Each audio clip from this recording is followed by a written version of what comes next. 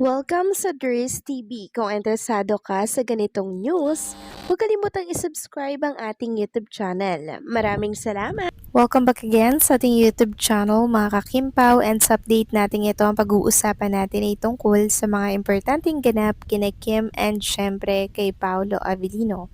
Pero bago po ang lahat, maraming salamat sa inyong patuloy na pagsuporta at pagsubaybay sa mga daily update natin. Kaya naman bilang pasalamat, narito po ang isang napili kong komento patungkol ito sa naging previous update. Mula ito kay Ginang Norma Dayag. Sabi niya, "Yes, I agree with you. High time na para magkanya-kanya, but there's CVA do prepare Angge to be her best friend na lang kasi married na siya din. She can be of help to Kimi if ever may problema si Kimi about her family soon to be. Ngayon at wala na sila Cam na tumayo na ina mo noon, wala na. Kaya maintain mo Kimi yung real friend mo. God bless Kim Pao." Tama po kayo dyan, Ginang Norma Dayag. Dapat maging maingat na si Chinita Princess sa mga kaibigan niya po na pagkakatiwalaan niya po. At isa nga po sa napipisil ko dito, mga kakimpaw, ay si Ma'am Shi Angge. Nararamdaman ko talaga yung parang mother figure niya for Chinita Princess na lagi pong nag-a-advise kay Kim Chu sa mga problema niya na kinakaharap. Parang mas feel ko po mga kakimpaw si Ma'am Shi Angge na andun yung concern niya, yung pagmamahal, yung kanyang love for Chinita Princess, and syempre, yung tinatawag na mother figure mga kakimpaw na hindi ka talaga ipapasama. 'Di ba? Na para bang kadugo mo siyang tunay. Yun yung nararamdaman ko kay Ma'am Shi Angge. Real friend ni Chinita Princess. Yun yung dapat na pagkatiwalaan niya, 'di ba? Yun yung dapat na hinahanap ni Chinita Princess. Sa ngayon kasi, sobrang hirap na pong makahanap ng totoong kaibigan. Mabibilang na lang po natin sa ating mga daliri kung sino ang dapat po nating pagkatiwalaan.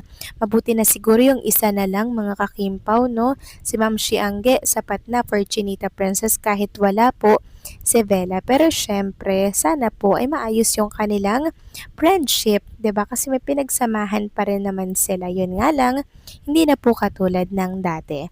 So maraming salamat po sa inyong komento, Ginang Norma Daya. God bless po sa inyo and mabuhay kayo. So ito na nga, pag-usapan na natin ang mga balita po na nakalap natin sa update na to, at unahin nating talakayin ang tungkol nga dito sa kinonfirm for Kim and Paolo Avellino na kung saan ay naging panatag ng husto itong si Carlos Miguel.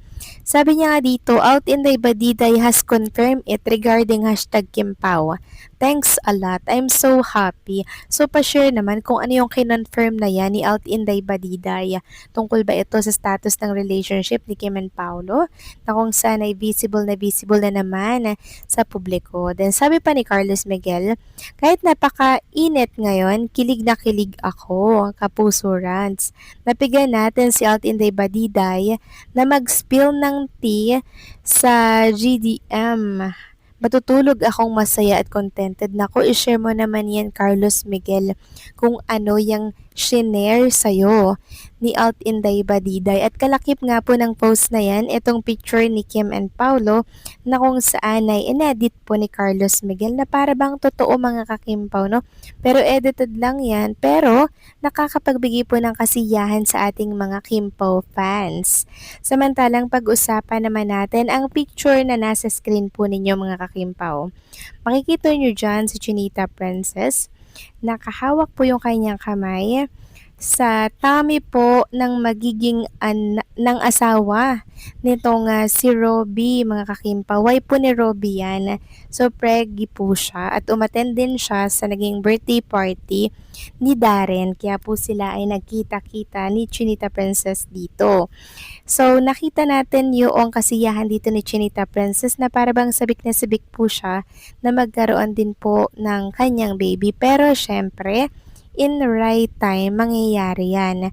Sabi nga dito, sana dumating din ang time na magka-baby din si Kimi, lalo na at nasa right age na din siya. Kimi and Mikey, wife of Robbie. Alam nyo ba mga kakimpaw, ang dami pong nagsasabi dito na kukunin daw na ninang si Chinita Princess at Paolo Avellino para po sa magiging anak ni Robbie at ni Mikey. Sure na daw po yun. Kasi nga alam din naman natin na very close din si Chinita Princess kay Robbie and syempre sa wife niya po na si Mikey. Ayan nga po yung kamay ni Kim Chiu. Oh. Talagang hinaplos ng kamay ni Chinita Princess yung tummy netong si Mikey. So sana Chinita Princess, no, mabiyayaan mo siya ng blessings din. Kasi lahat ng hinahaplos at hinahawakan po ni Chinita Princess talagang binibless mga kakimpaw. May swerting hatid kasi ang kamay ni Chinita Princess. And also may nabasa rin tayo mga kakimpaw na kailan daw kayang balak mag-anak ni Chinita Princess and di Paolo Avellino.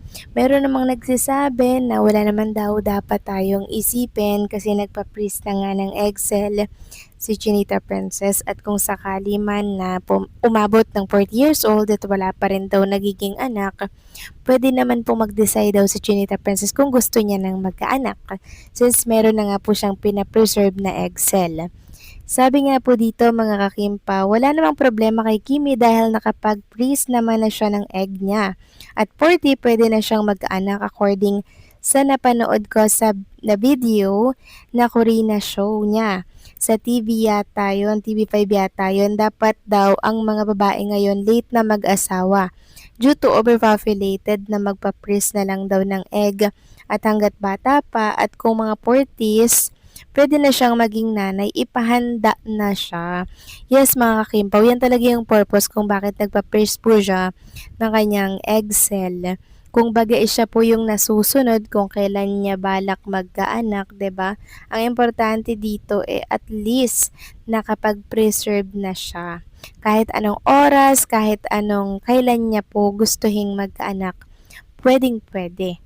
Kasi nga, meron na siyang nakapreserve, meron na pong nakahandang magiging anak ni Chinita Princess. May nabasa rin ako ditong magbuntis ka na Kim para may anak na kayo ni Paolo.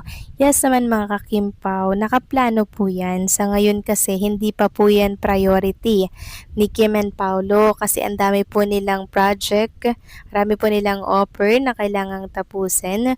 Kaya hanggat may oras, hanggat may offer, talagang sinusulit po nila mga kakimpaw, 'di ba? Sayang nga naman po yung tugatog ng kasikatan nila kung agad nila nga haluan ito ng pag-aanak, pagpapamilya, or makasal or matali sa isa't isa. So take your time, Kim and Paolo Avellino. Willing naman kaming mag-antay kung kailan nyo gustong lumagay sa tahimik. Basta kami lagi nakasuporta sa mga project na meron kayo ngayon. Alam din namin na merong patutunguhan yung kilig na pinapakita ninyo at sinishare sa aming lahat.